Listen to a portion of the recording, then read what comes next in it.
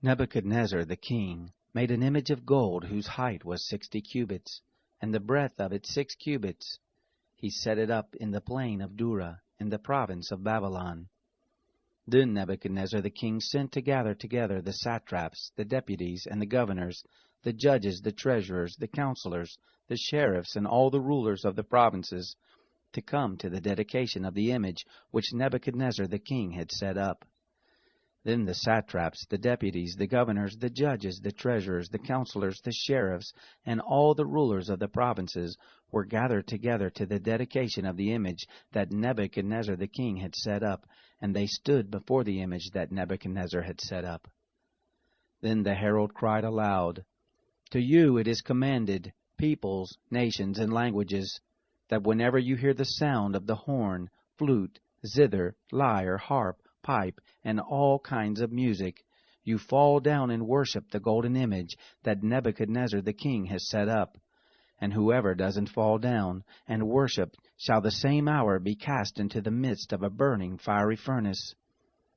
Therefore at that time, when all the peoples heard the sound of the horn, flute, zither, lyre, harp, pipe, and all kinds of music, all the peoples, the nations, and the languages fell down and worshipped the golden image that Nebuchadnezzar the king had set up.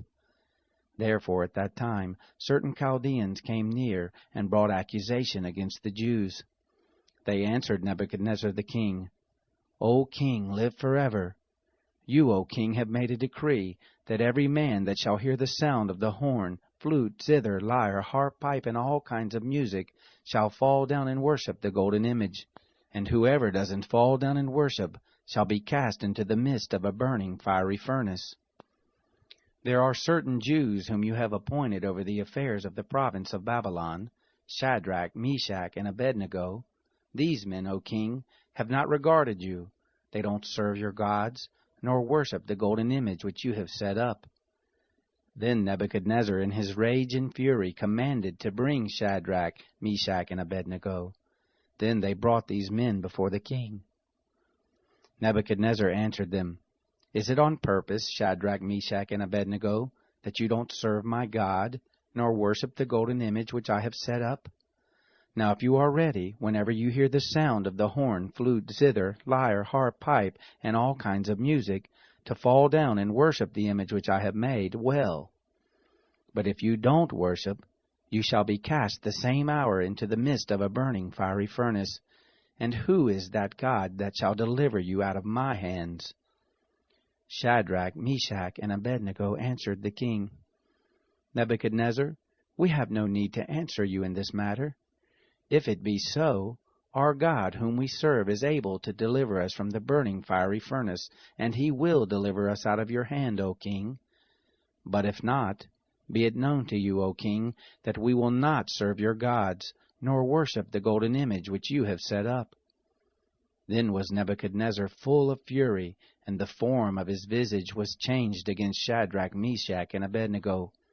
Therefore he spoke, and commanded that they should heat the furnace 7 times more than it was wont to be heated. He commanded certain mighty men who were in his army to bind Shadrach, Meshach, and Abednego, and to cast them into the burning fiery furnace. Then these men were bound in their pants, their tunics, and their mantles, and their other garments, and were cast into the midst of the burning fiery furnace. Therefore, because the king's commandment was urgent, and the furnace exceedingly hot, the flame of fire killed those men who took up Shadrach, Meshach, and Abednego. These 3 men, Shadrach, Meshach, and Abednego, fell down bound into the midst of the burning fiery furnace. Then Nebuchadnezzar the king was astonished, and rose up in haste. He spoke and said to his counselors, "Didn't we cast 3 men bound into the midst of the fire?" They answered the king, "True, O king."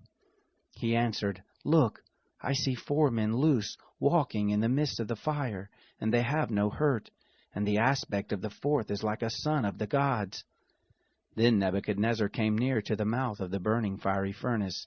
He spoke and said, "Shadrach, Meshach, and Abednego, you servants of the Most High God, come forth and come here."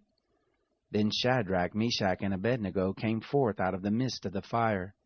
The satraps, the deputies, and the governors, and the king's counselors, being gathered together, saw these men, that the fire had no power on their bodies, nor was the hair of their heads singed, neither were their pants changed, nor had the smell of fire passed on them.